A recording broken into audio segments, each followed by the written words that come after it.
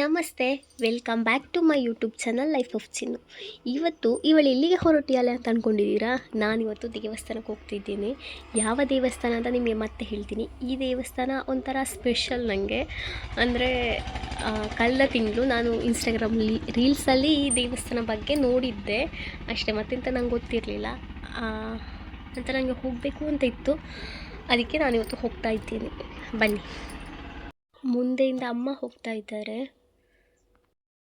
ನಾವು bus stand ಹತ್ರ ತಲುಪಿದ್ವಿ. ಒಂದೊಂದು ಸಾರಿ ಹೋಗುವ ಗಾಡಿ ಎಂತಾದರೂ ಸಿಗ್ತದೆ, ಇಲ್ಲಾಂದರೆ ನಾವೇ ಸ್ಪೆಷಲಾಗಿ ಮಾಡಬೇಕಾಗ್ತದೆ. ಸ್ವಲ್ಪ ಹೊತ್ತು ಕಾದ್ವಿ. ಆವಾಗ ನಮ್ಮ ಮನೆಯ ಚಿಂಕಿ ಬಂದಿದ್ಲು. ಅವಳಿಗೆ ಮೊದಲು ನಾವು ಕಂಡಿರಲಿಲ್ಲ. ನಾವು ಸ್ವಲ್ಪ ಈಚೆ ಕೂತಿದ್ವಿ, ನಾನು ಮತ್ತು ಅಮ್ಮ. ಮತ್ತು ಅವಳಿಗೆ ಗೊತ್ತಾಯಿತು ನಾವು ಅಂತ. ಹಾಗೆ ಸ್ವಲ್ಪ ಅಲ್ಲಿ ನಿಂತು ಮತ್ತೆ ಅವಳು ಹೋದಳು. ಆವಾಗ ನಾನೊಂದು ರಿಕ್ಷಾದವರನ್ನು ಕರೆದೆ. ಅವ್ರು ಕೂಡ ಆವಾಗಲೇ ಬಂದರು.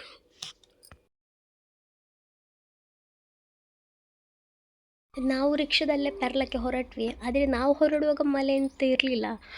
ಪೆರ್ಲ ತಲುಪುವಾಗ ಜೋರು ಮಳೆ ಬರ್ತಿತ್ತು. ಪೆರ್ಲ ತಲುಪಿದ್ವಿ.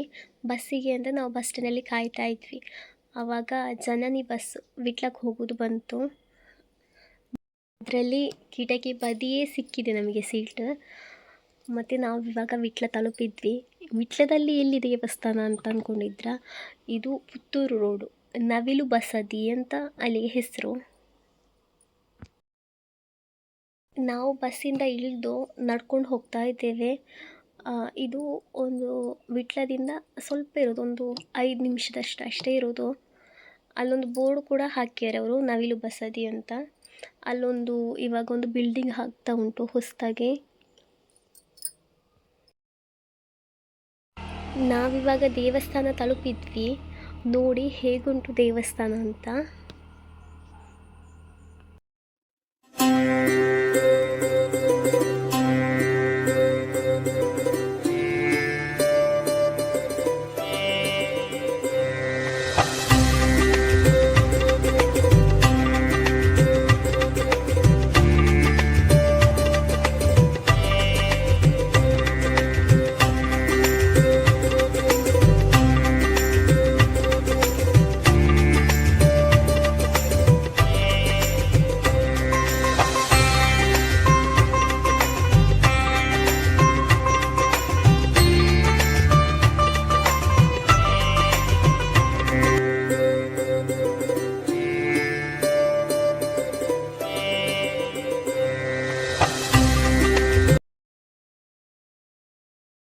ಪ್ರದಕ್ಷಿಣೆ ಎಲ್ಲ ಹಾಕಿದ ನಂತರ ಅಲ್ಲಿ ದೀಪ ಉರಿಸ್ಲಿಕ್ಕೆ ಹೇಳಿದರು ನಮ್ಮಲ್ಲಿ.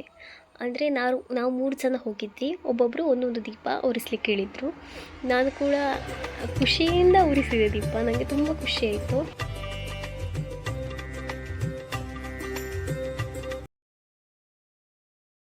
ಇವರು ಶ್ರೀ ಜ್ವಾಲಮಾಲಿನಿ ದೇವಿ ಹಾಗೂ ಇವರು ಶ್ರೀ ಪದ್ಮಾವತಿ ದೇವಿ. ಎಲ್ಲ ಮುಗಿದ ನಂತರ ಪುರೋಹಿತರು ನಮಗೆ ಪ್ರಸಾದ ಕೊಟ್ಟರು. ಪ್ರಸಾದ ತಗೊಂಡು ನಾವು ದೇವಸ್ಥಾನಕ್ಕೆ ಪ್ರದಕ್ಷಿಣೆ ಬರುವಾಗ ದೇವಸ್ಥಾನದ ಗೋಡೆ ಮೇಲೆ ಈ ರೀತಿ ಕೆತ್ತನೆಗಳು ಹಾಗೂ ಬರಹಗಳನ್ನು ಕಂಡ್ವಿ. ಆದರೆ ಒಂದೊಂದು ಬರಹ ಕೂಡ ಅರ್ಥಪೂರ್ಣವಾಗಿತ್ತು. ನೋಡಿ ನೀವು.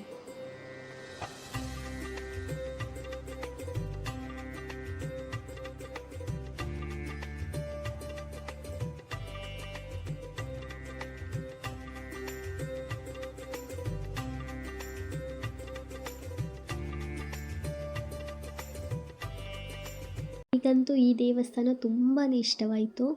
ಅಂದರೆ ನಾನು ಇನ್ಸ್ಟಾಗ್ರಾಮಲ್ಲಿ ರೀಲ್ಸ್ ನೋಡಿ ಬಂದಿರೋದಲ್ಲ, ನಾನು ಅಂದ್ಕೊಂಡಿರಲಿಲ್ಲ ಇಷ್ಟು ಇಷ್ಟ ಆಗುತ್ತೆ. ಒಂದು ಮನಸ್ಸಿಗಂತೂ ಸಮಾಧಾನ ಆಗಿದೆ. ನೀವು ಕೂಡ ಈ ದೇವಸ್ಥಾನಕ್ಕೆ ಹೋಗದಿದ್ದರೆ ಖಂಡಿತ ಹೋಗಿ, ನಿಮಗೆ ಖಂಡಿತ ಈ ದೇವಸ್ಥಾನ ಇಷ್ಟ ಆಗುತ್ತೆ. ನಾವು ದೇವಸ್ಥಾನದಲ್ಲಿ ಸ್ವಲ್ಪ ಹೊತ್ತು ಕೂತು ನಂತರ ನಾವು ಅಲ್ಲಿಂದ ವಿಟ್ಲ ಬಸ್ ಸ್ಟ್ಯಾಂಡಿಗೆ ಹೊರಟ್ವಿ. ಸ್ವಲ್ಪ ಹಸಿವಾಗ್ತಿತ್ತು, ಅಂದರೆ ಮಧ್ಯಾಹ್ನದ ಹೊತ್ತಾಗಿತ್ತು. ಅದಕ್ಕೆ ನಾವು ಅಲ್ಲೊಂದು ಹೋಟ್ಲಿಗೆ ಹೋದ್ವಿ. ಅಲ್ಲಿ ತಿಂಡಿ ತಿಂದು ನಾವು ಮತ್ತೆ ಮನೆಗೆ ಹೊರಟ್ವಿ. ಇವತ್ತಿನ ಈ ವಿಡಿಯೋ ನಿಮಗೆ ಇಷ್ಟ ಆದರೆ ಲೈಕ್ ಮಾಡಿ, ಶೇರ್ ಮಾಡಿ ಹಾಗೂ ಸಬ್ಸ್ಕ್ರೈಬ್ ಮಾಡಿ. ಇನ್ನೊಂದು ಹೊಸ ವಿಡಿಯೋ ಜೊತೆ ನಾನು ಬರ್ತೀನಿ. Thank you.